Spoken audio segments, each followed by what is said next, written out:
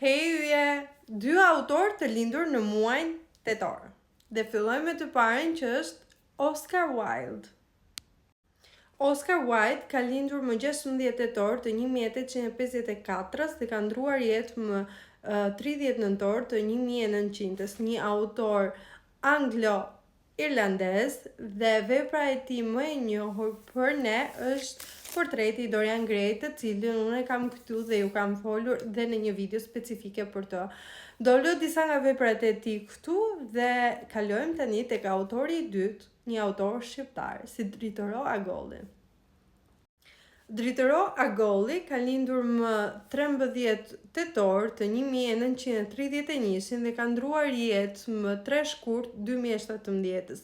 Njihet si poet, publicist dhe politikan shqiptar.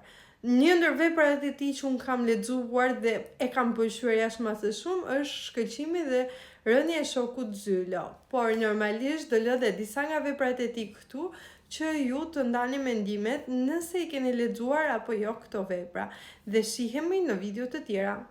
Bye!